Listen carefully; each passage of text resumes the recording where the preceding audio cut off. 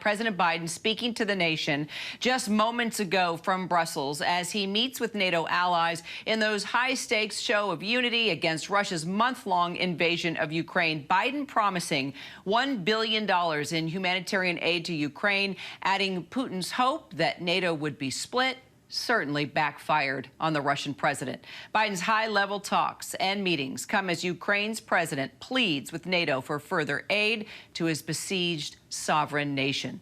Joining us now, ABC News senior national correspondent Terry Moran. He is in Brussels. Also, ABC News White House correspondent Mary Alice Parks, ABC News national security and defense analyst Mick Mulroy joining us right now. Terry, why don't we start with you? Biden, right there in his opening remarks, saying that Putin got exactly the opposite of what he intended to get. Absolutely. This is something that he knows firsthand, he told us in this press conference. He said in his conversations with Vladimir Putin before the war began, it was clear to him that Putin was banking on a divided West, as he has seen so often in his now 20 years in power, years in which he has previously tried to dominate and even seize territory from his near neighbors, from Georgia, from Ukraine, from Moldova, always seeing a divided Europe, a divided NATO alliance, and President Biden saying that is what he expected this time. But the president saying this is a different NATO, the most united he's ever seen this alliance. And I can say, having come here over the years, it feels like a new NATO. It feels not just more relevant, but more determined. The president of Estonia put it when she said, a threat to Ukraine is a threat to the security of all of Europe. And they are calling for forward battle groups now, artillery along the borders of countries that border with Russia, and things like Germany doubling its defense budget. This is a different Europe, a different NATO, one that certainly Vladimir Putin did not only not expect, he will regret having created through his invasion.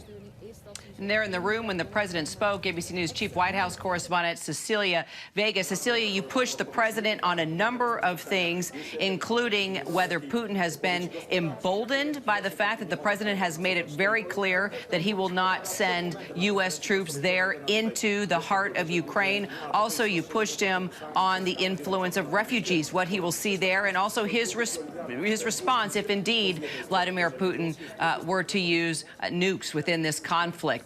What are your takeaways from what you got from the president?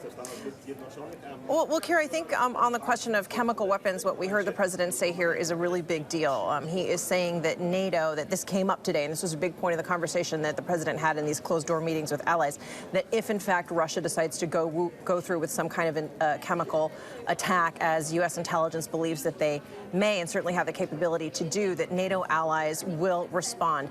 And when I pushed the president for clarification on that, does that mean military action? He said it could, actually, but that they would make that in real time, that decision. So they're assessing the intelligence as it comes in, whether that or not will happen. Look, on this question of whether the president emboldened Vladimir Putin by taking direct military, U.S. direct military action off the table so early on in this conflict, the president has made it really clear all along. He has said he does not want this to turn into World War III. He does not want to see ever at any point American troops cross into Ukraine and fight this fight directly.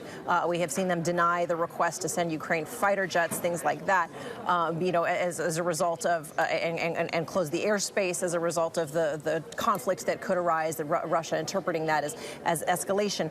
And the president saying today he does not believe that he made a strategic mistake in announcing all of those things, that Vladimir Putin was not emboldened. But I got to tell you, and you know this from covering this conflict for this month also, that is certainly a criticism he has been facing at home from many Republicans, Mitt Romney, who have said, why put it all out there? For example, why put your playbook on the table? Let Russia guess. Don't show them all of your cards at once.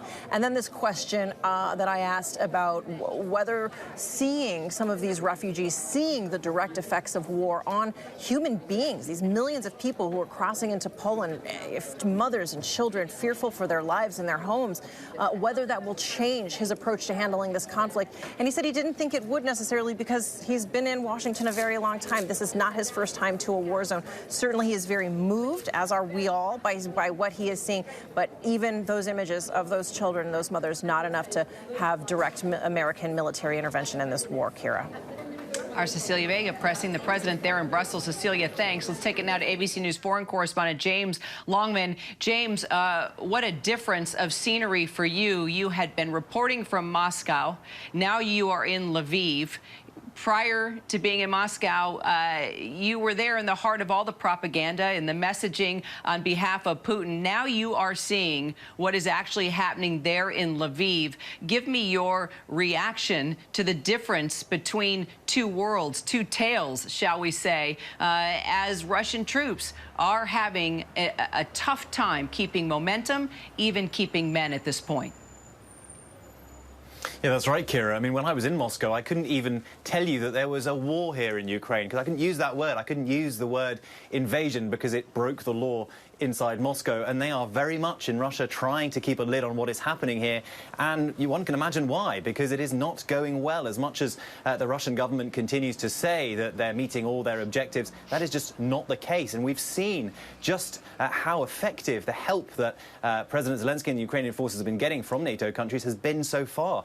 Ukrainian forces have pushed Russian forces some 34 miles east of the capital, Kyiv. Vladimir Putin was thinking about taking the capital in just a few days. Just imagine, this is supposed to be one of the most powerful militaries on earth. I think it has probably come as quite a shock to the Kremlin. It would come as quite a shock to people in Russia if they knew about it. Today, we heard as well of an attack on a ship, the Orsk, at the port of Berdansk. A Russian ship had arrived there to offload, according to the Ukrainians, munitions and weapons to continue their siege on Mariupol. Actually, a few days ago, Russian television was there, greeting it and celebrating the fact that the Russian ship had arrived. A lot of people say, well, it just told the Ukrainians where the ship was, and so now they've blown it up. And across this country, the Ukrainians really are making some incredible headway. I do think, though, that the reality of this, and you heard President Biden talk about it there, is that this is going to go on for some time. That is why President Biden called this meeting. This isn't going to be over in the next few weeks. He wants to make sure that the European leaders, that NATO is on board for a sustained period of pressure on the Russian regime. Because the fact is that Vladimir Putin has a lot more at his disposal. We heard there about chemical weapons. God forbid they are used here. But he has conscripts to send down to fight in his war. It's drafting season, by the way, now. In the spring, there are 2 seasons of where young men are called up to fight in Russia. We are now entering it. Many more men could be sent to fight here in Russia.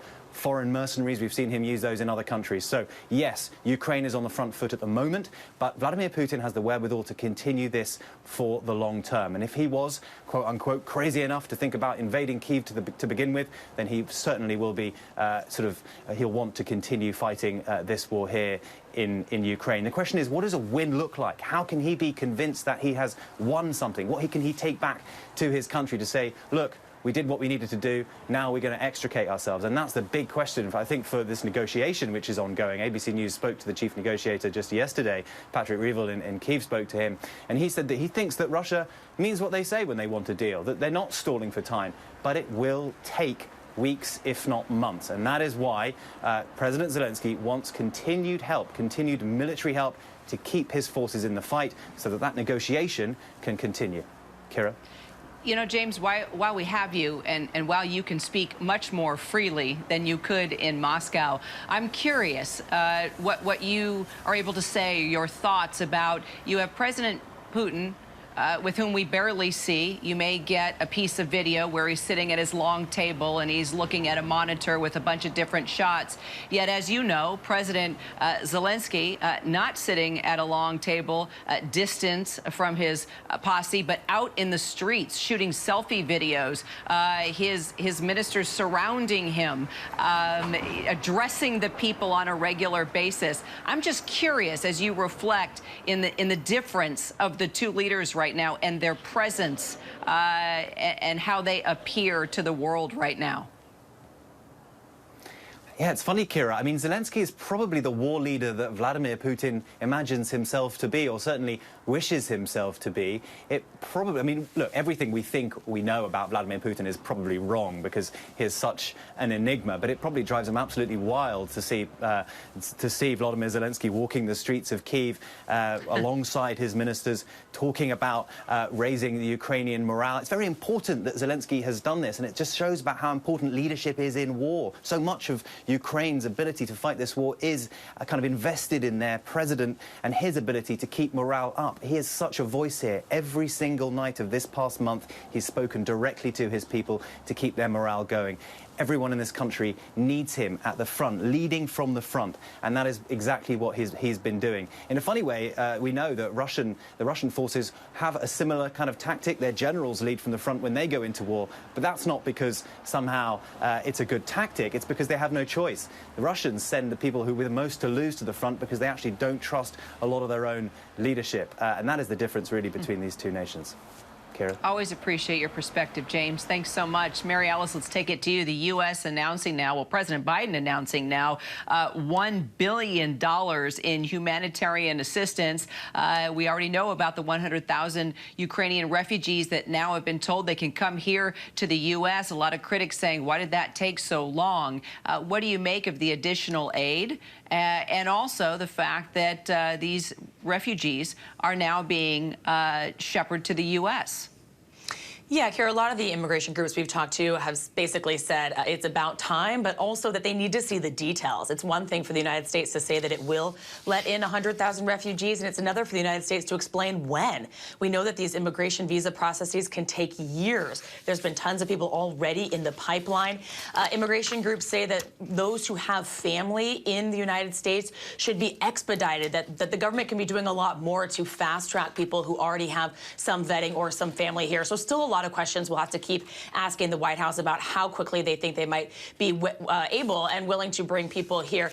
So far, we've seen, though, the United States really ramping up aid locally. They say that the majority of Ukrainians aren't looking to come across an ocean, but want to stay close to their home. They want to go home. And so that's where we're seeing even more of this aid. The United States really focused on the immediate needs of refugees that are right there in Poland, Romania, right across the border. Mary Alice, thank you. And Mick, finally to you, NATO leaders saying the alliance is actually transforming for a more dangerous strategic reality now. What is that new reality, and how will that shift in strategy look like? So, Kara, as you already mentioned, this has already caused NATO to become more relevant than it has been since the end of the Cold War. We had 80,000 troops. The U.S. had 80,000 troops. Prior to the invasion, now we have 100,000 troops. It's going up. I think right now on the side, or in the back rooms, I should say, of this discussion in Brussels, they're going to be talking about what are we going to do if chemical weapons are used in Ukraine, or if biological weapons, or God forbid, a tactical nuke is used in Ukraine. But also, what are we going to do if Russia decides that they want to bring NATO into this fight and they strike a NATO country? I think that is what they're preparing for. That is what you're seeing when Martha is reporting on these exercises. And that is what they're going to be focused on going forward. Terry, no doubt. I know you want to weigh in here. Well, there is this different feeling here. There's no question. I've been coming here a long time, and there have been questions with this marvelous new building behind me that opened in 2017 in the middle of President Trump's term, when he was calling into question openly the relevance of NATO for the United States, even waffling on that solemn Article 5 commitment that when one is attacked, all will come to the defense. He was asked directly if Estonia is attacked, would the United States come to its defense? And he waffled. And that led to the question, what is the relevance? What is the strength of NATO? It's a totally different feel now.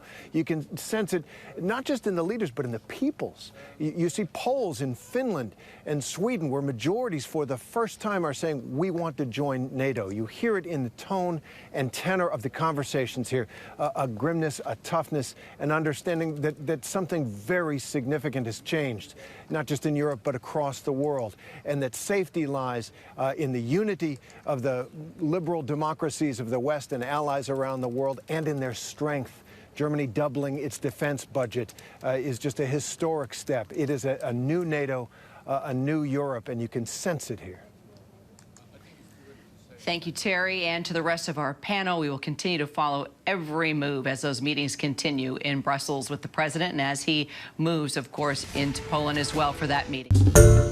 Hi, everyone. George Stephanopoulos here. Thanks for checking out the ABC News YouTube channel. If you'd like to get more videos, show highlights, and watch live event coverage, click on the right over here to subscribe to our channel. And don't forget to download the ABC News app for breaking news alerts. Thanks for watching.